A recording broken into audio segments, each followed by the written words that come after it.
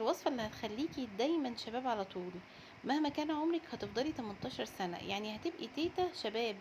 تفضلي دايما محتفظة بجمال بشرتك وشبابها، وتفضل مشدودة طول الوقت. هتجيبي صفار بيضة، وكمان هتجيبي عليهم معلقة خميرة، وهتضيفي عليهم معلقة من الرز المطحون وحنة بيضة، ومية ورد بقى للعجن عشان تخلطي بيها كويس المكونات.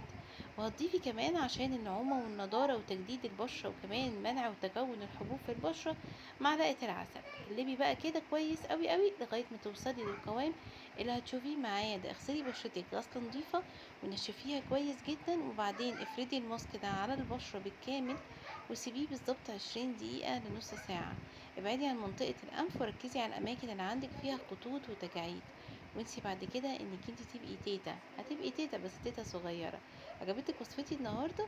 اعمليلي لايك وسبسكرايب علشان يوصل لكل الحلوين اللي زيك.